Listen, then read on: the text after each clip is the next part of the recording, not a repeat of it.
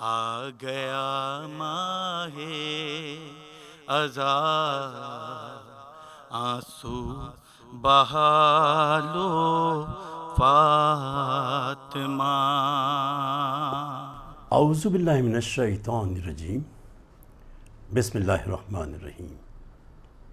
پناہ مانگتا ہوں اللہ کے شیطان مردود سے۔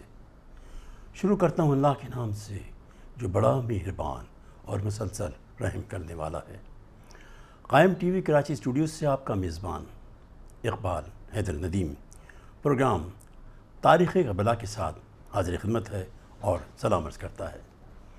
آج اس سلسلے کا دوسرا پروگرام ہے۔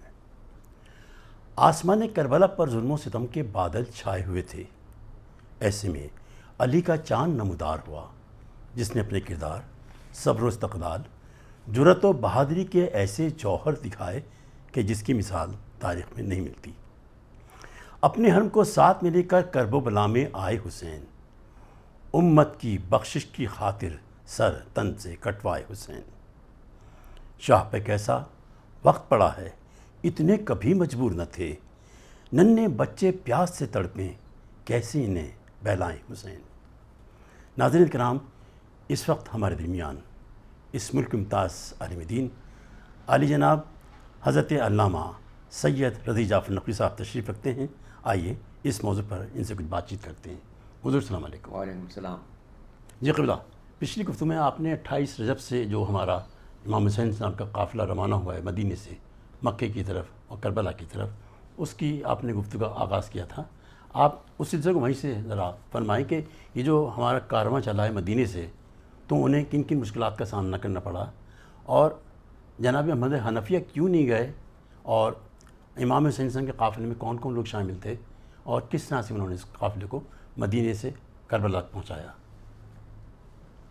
اعوذ باللہ السمیع العلیم من الشیطان اللعین الرجیم، بسم اللہ الرحمن الرحیم، الحمد للہ رب العالمین، والعاقبۃ للمتقین، والصلاۃ والسلام علی سیدنا و نبینا ابی القاسم محمد وآلہ الطیبین الطاہرین المعصومین واللعنۃ علی اعدائہم اجمعین۔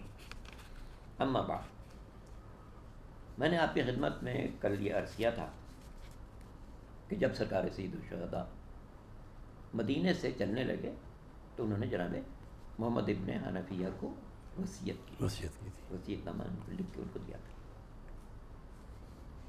یہ اچھا سوال ہے کہ خود محمد ابن حنفیہ کیوں نہیں گئے؟ تو جو تاریخوں میں بات ملتی ہے کہ جناب محمد ابن حنفیہ کی بینائی تقریباً خراب ہو چکی تھی، تو ظاہر ہے کہ جس کی بینائی صحیح نہ ہو اس کو سفر میں بہت مشکلات ہوتی ہیں۔ اور پھر یہ بھی بات بھی مد نظر ہے کہ امام حسین کے بعد جو خاندان کے بزرگ تھے وہ جناب محمد ابن حنفیہ تھے، تو کربلا میں تو امام حسین کے ساتھ گنے چنے افراد گئے ہیں، باقی لوگوں کی ذمہ داری جناب محمد ابن حنفیہ پر ہے۔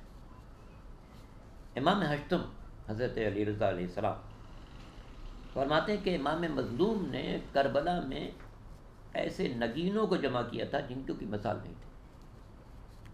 بے شک۔ تو فہرست شہداء مرتب تھی، کون جائے گا امام کے ساتھ،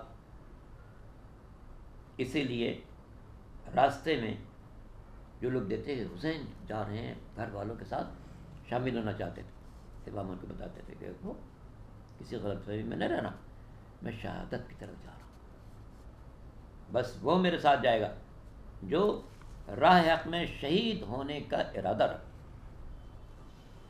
کیونکہ فہرست مرتب تھی کس کو شہید ہونا ہے، بے شک۔ اصحاب میں کون کون شہید ہوں گے، قرابت داروں میں کون کون شہید ہوں گے، بھائیوں میں کون کون شہید ہوں گے، بھتیجوں میں کون کون شہید ہوں گے، یہ سب فہرست مرتب تھی۔ غلام بھی تھے، میں نے یہ غلام بھی تھے، جی، سب فہرست مرتب تھی، اور انہی کو امام اپنے ساتھ لے کر چلے۔ تو آپ مدینے سے چلے ہیں مکہ کے لیے۔ مکہ جائے امن ہے، بے شک۔ وہاں چیونٹی کو بھی نہیں مار سکتے، درخت سے پتا بھی نہیں توڑ سکتے، منع ہے اس کے دور منع میں، ہے۔ بالکل۔ کوئی کیڑا رینگ رہا ہو اس کو نہیں مار سکتے، منع ہے۔ بال نہیں توڑ سکتے. جی جائے امن ہے وہ. بے شک. خدا عالم نے اس جگہ کی ایک خاص اہمیت رکھی، ایک تقدس رکھا. تو امام تو اس لیے بھی جانا چاہ رہے تھے کہ وہاں تھوڑا سکون شاید مل جائے. جائے جو جائے امن قرار دیا گیا ہے اللہ کی طرف سے، جائے امن قرار دیا گیا ہے، اور سب مسلمانوں پر فرض ہے اس کے امن و امان کا خیال رکھیں. ایک تو وجہ یہ تھی. دوسری وجہ یہ ہے کہ رمضان المبارک میں ساری دنیا سے لوگ عمرے کے لیے آتے ہیں، تو امام موجود رہیں تاکہ سب کو اپنے مقصد سے باخبر کر سکیں. پھر شوال سے حاجیوں کا قافلہ آنا شروع ہوتا ہے. شوال اور ذیقعدہ 2 مہینے اس میں حاجیوں کا قافلہ ساری دنیا سے آتے ہیں. بے شک. یہ موقع ہے کہ جب امام سب کو دین کے بارے میں باخبر کر سکیں، دین کی ذمہ داریاں بتلا سکیں، اپنے سفر کے بارے میں توجہ دلا سکیں. میں کیوں جا رہا ہوں، کون سی ایسی بات آئی ہے جس کی بنا پر مجھے سفر کرنا پڑ رہا ہے، میرے خاندان کے لوگوں کو سفر کرنا پڑ رہا ہے، تاکہ سب سمجھیں کہ ہاں دین الہی پر کوئی بہت ہی بڑا امتحان آیا ہے. اچھا، اس قافلے میں جناب علی اصغر بھی تھے، وہ تو چند دن کے تھے. جی ہاں، کیونکہ جناب رباب کو ساتھ جانا تھا. جی جی. جناب رباب کی 2 خاص اولاد ہیں، جناب علی اصغر اور جناب سکینہ. جناب سکینہ بھی کم سن، وہ بھی کم سن تھی، ان کو چھوڑ نہیں سکتے تھے. ماں کا ہونا ضروری، ماں کا ہونا ضروری، تو پھر جو علی اصغر شیرخوار ہے وہ کیسے چھوڑ سکتے ہیں. صحیح. تو اس لیے قافلہ اس لوگوں کے ساتھ چلا ہے. کہ میں نے جیسا کرتے کہ امام حشت میں امام ہونا ہے کہ بے مثال شخصیتوں کو کربلا میں معاملہ ہے. رباب بھی اپنی جگہ بے مثال ہے، سکینہ بھی بے مثال ہے، علی اصغر بھی بے مثال ہے، ام فروہ بے مثال ہے، لیلہ بے مثال ہے، شہزادہ علی اکبر بے مثال ہے، شہزادہ قاسم بے مثال ہے. وہی افراد شریک سفر ہیں جن کا نام فہرست شہداء میں لکھا ہوا تھا.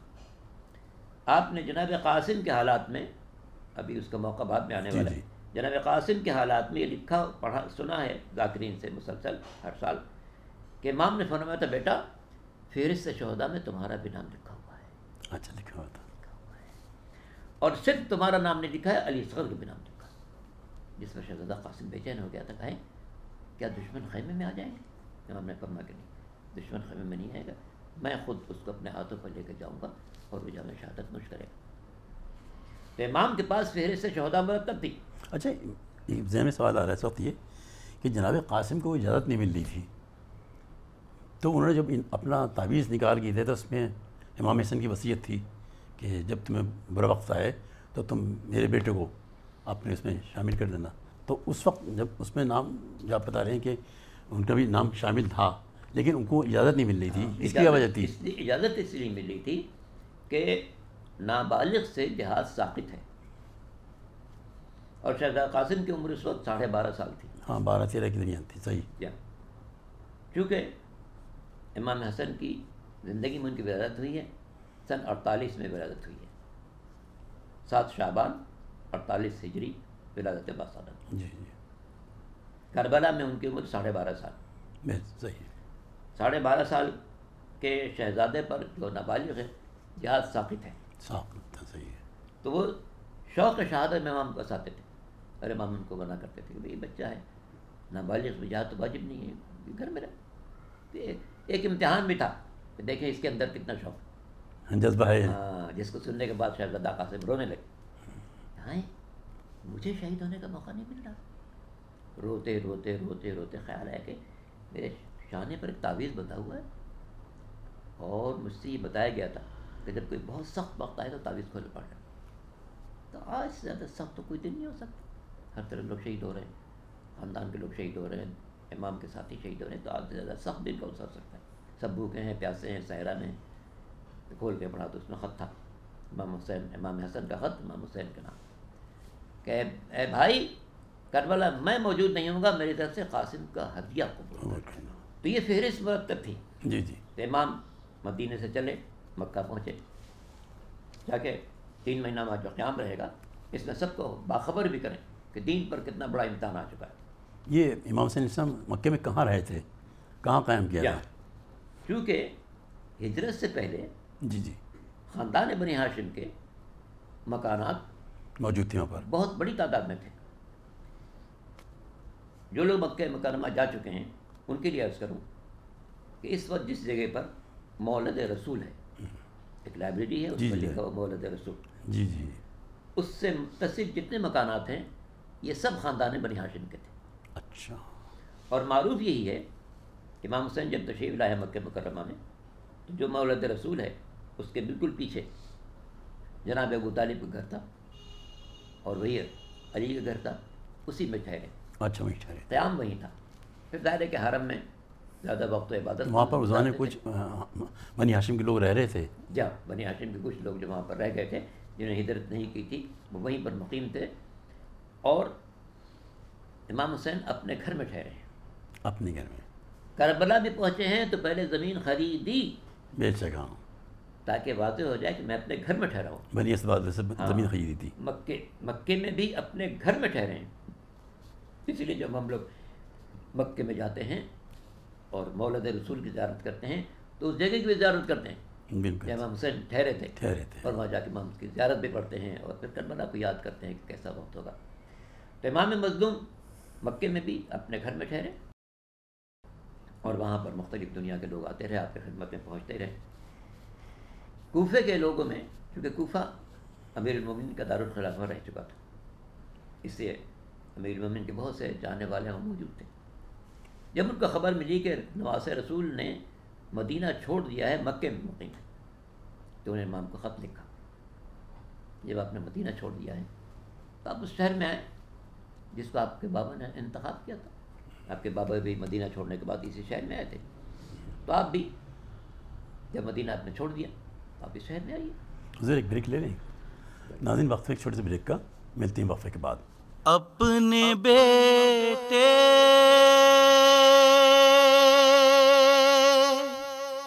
کی صفے ماتم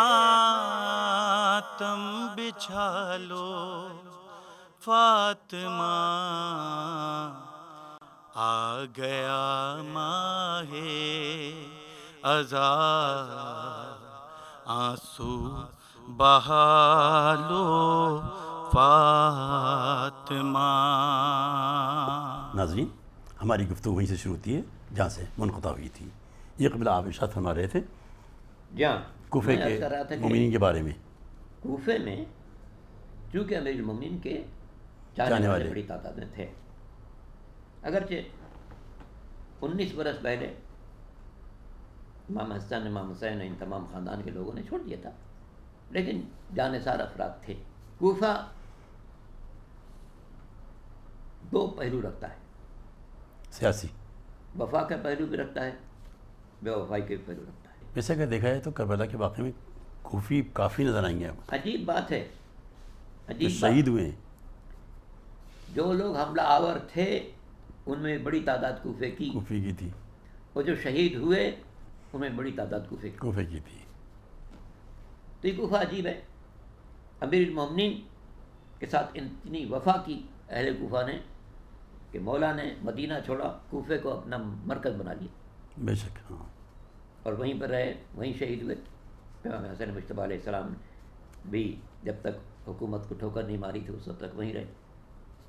اور ایک بات اور ہے، سرکار قائم عالم محمد امام زمانہ عجل اللہ تعالیٰ فرجہ شریف جب تشریف لائیں گے تو کوفے کو اپنا مرکز بنائیں گے. جی. اور اس وقت کے لیے لکھا ہے کہ کوفے سے کربلا تک ہر طرف صرف عمارتیں ہوں گی.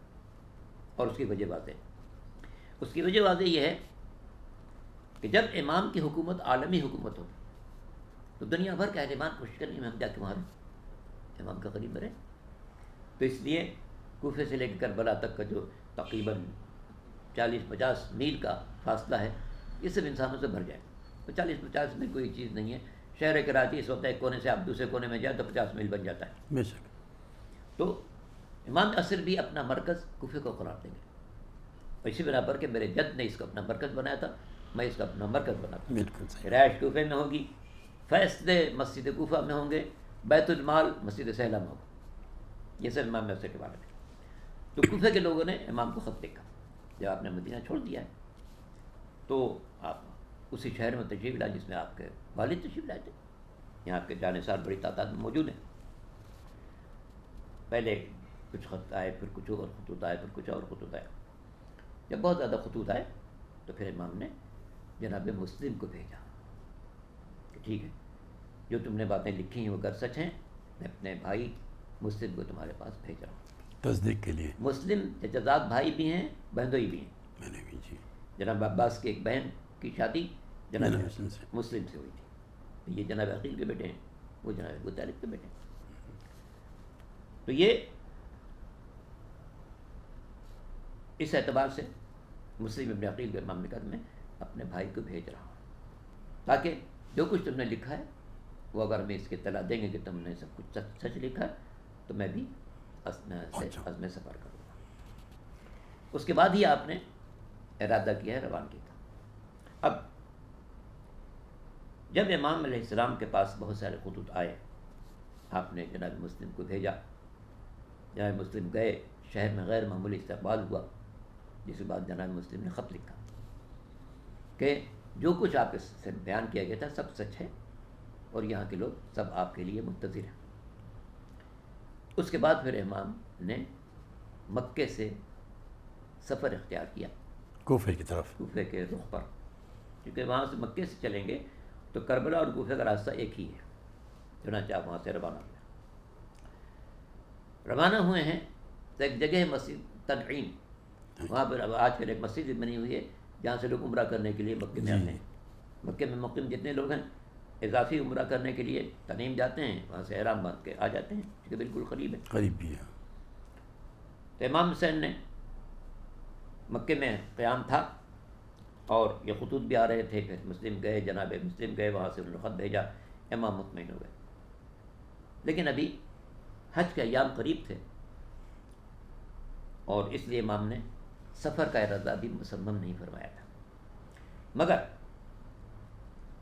حاکم جو شام کا تھا وہ اس قدر امام کے خون کا پیاسا ہو چکا تھا کہ اس نے حاجیوں کو خنجر رکھ کر بھیجا بھیج دیا تھا کہ تم احرام کے اندر اس کو چھپا لینا، جس وقت نماز رسول کہیں بھی نظر آ جائے، وہی شہید حرم میں ہو، مسجد میں ہو، سجدے میں ہو، عمرہ کر رہا ہو، صفا اور مروہ کے درمیان ہو، جہاں ہوگا قتل کر۔ تو امام نے وقت کو ہر بات کی اطلاع ہو جاتی ہے، انہوں نے محسوس کر لیا تھا حالات۔ جب پتہ چل گیا کہ قاتلوں کو حاجیوں کے لباس میں بھیجا گیا، جی جی تو امام نے طے کیا کہ نہیں، اب یہ لوگ چاہتے ہیں کہ میرا خون تو ضائع ہو، خون ریزی ہو یہاں پر باقاعدہ، میرے اور یہاں خوریزی ہو، حرم الہی میں خون بہے، یہ میں یہ نہیں برداشت کر سکتا۔ کہ میری وجہ سے حرم کی حرمت پامال ہو، یہ نہیں ہو سکتا، میرا خون تو جانا ہے، مجھے تو رہائش خدا میں شہید ہونا ہے، لیکن میں یہ نہیں کبھی پسند کروں گا کہ میری وجہ سے اور حاجی بھی شہید ہو جائیں، حرم کی اس کی بے حرمتی بھی ہو۔ چنانچہ آپ نے ارادہ کیا، وہاں سے ارادہ کیا اور پھر ہماری پھر تیار ہو گئی، جیسے مدینے میں 28 رجب کو ہماری حج کو عمرے میں تبدیل کر لیا، جی عمرہ ادا کر نکل گیا، چونکہ عمرے تمتع کر چکے تھے اور حج کرنا تھا۔ جب انسان اگر عمرے تمتع کر چکا ہو تو اب حج ہی کرنا ہوتا ہے۔ جی اگر بیچ میں کوئی واقعہ پیش آ جائے اور حج کو چھوڑنا پڑے تو وہ اپنے حج کو عمرے میں تبدیل کرے گا، یعنی ایک اور طواف کرے گا، طواف النساء، اس نیت سے کہ میں نے جو عمرہ تمتع کیا تھا اب میں اس کو عمرہ مفردہ میں تبدیل کر رہا ہوں، اس کا طواف النساء کر رہا ہوں، اس کی 2 رکعت نماز پڑھ رہا ہوں، پھر وہ آزاد ہو جائے گا۔ تو امام نے حج کو عمرے سے تبدیل کیا، تبدیل کرنے کے بعد سفر کے لیے تیاری شروع کی۔ سفر کے لیے ظاہر ہے کہ اب جناب زینب ہے، ام کلثوم ہے، خاندان کی بیویاں ہیں۔ جناب ابن عباس اس زمانے میں مکے میں رہتے تھے، جب انہوں نے دیکھا کہ حسین روانہ ہو رہے ہیں، کہا یا اللہ آپ کہاں جا رہے ہیں؟ میں کربلا جا رہا ہوں۔ کربلا آپ جا رہے ہیں، وہاں کے حالات بہت سخت ہیں، کہا جو کچھ ہے جانا ہے، سفر طے ہے۔ کہا اچھا پھر یہ آپ اپنے ساتھ خواتین کو نہ لے جائیں، ان کی بے حرمتی ہو۔ کہا نہیں، ان کا جانا ضروری ہے۔ جب انہوں نے بہت اصرار کیا، امام نے فرمایا کہ میں نے خواب میں اپنے نانا کو دیکھا ہے، اے حسین اللہ تمہیں مقتول شہید دیکھنا چاہتا ہے اور تمہاری بہنوں کو اور خاندان کی بیویوں کو اسیر دیکھنا چاہتا ہے، اور اسی میں دین کی بقا۔ تو فرمایا کہ میرے جد نے مجھے خواب میں ہدایت کی ہے کہ اللہ اپنے دین کے لیے میرا خون چاہتا ہے اور ان کی قید و بند چاہتا ہے۔ اس میں کہتے ہیں کہ اس موقع پر جناب زینب نے جو امیر ہماری کے اندر تھی، ابن عباس کو مخاطب کیا، ابن عباس تم چاہتے ہو کہ بہن زندگی میں اپنے بھائی سے جدا ہو جائے؟ یہ نہیں ہو سکتا، جہاں حسین جائیں گے حسین میں۔ امام مظلوم روانہ ہوئے، مکے کو چھوڑا۔ مکے میں جو چاہنے والے تھے وہ سب آہو بکا کر رہے تھے کہ ہاں ایک ایسا وقت آ گیا، ساری دنیا حج کے لیے مکے آ رہی ہے اور نواز رسول مکے کو چھوڑ کے جا رہے ہیں۔ کیسا برا وقت ہے۔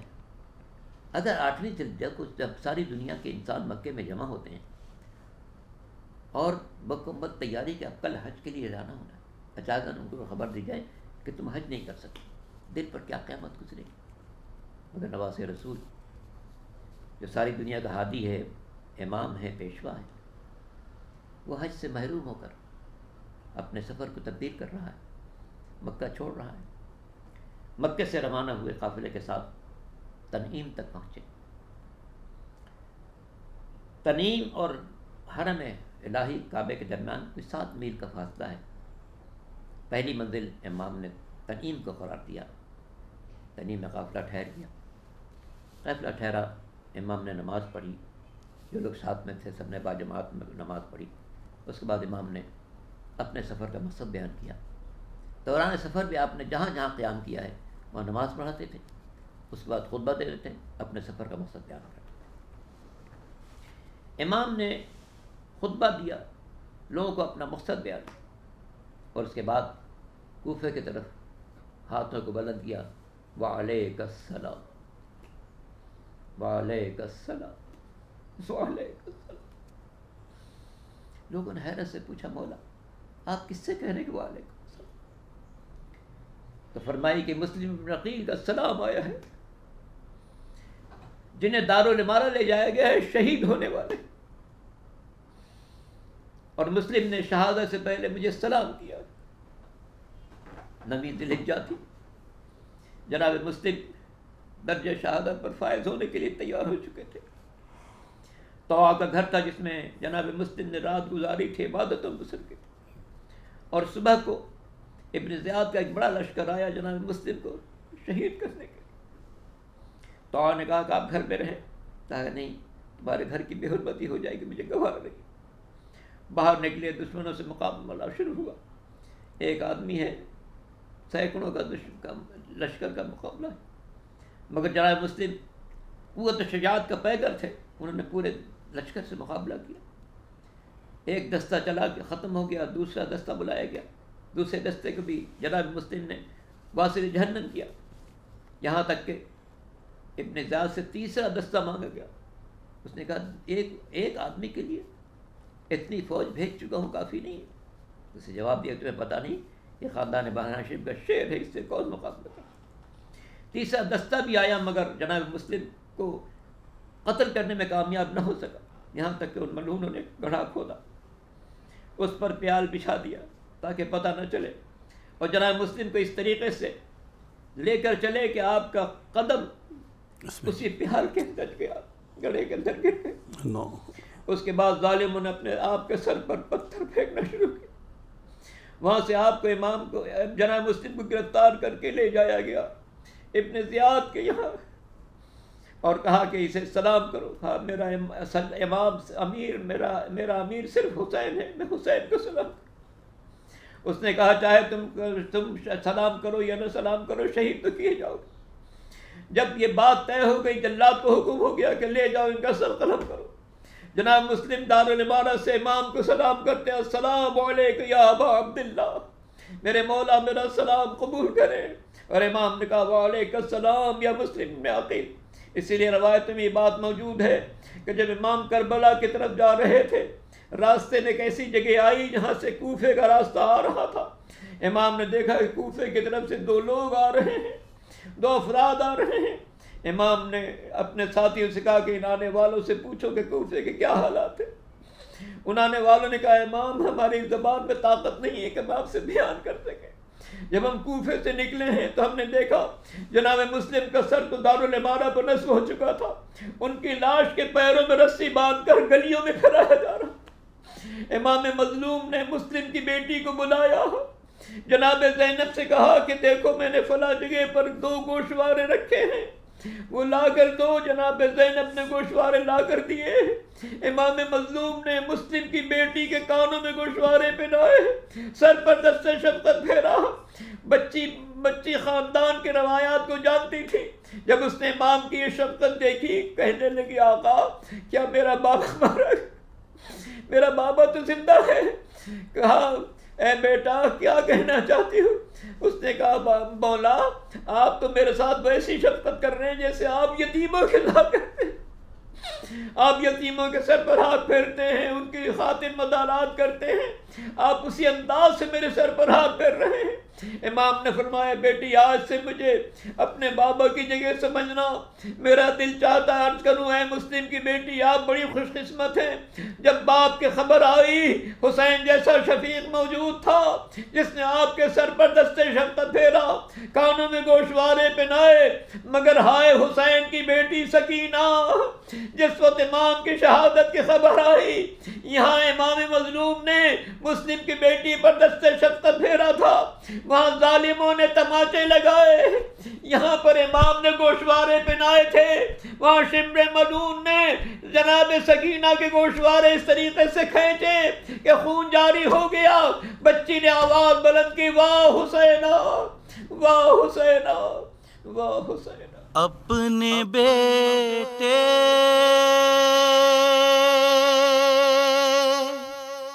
کی صفے ماتم بچھا لو, فاطمہ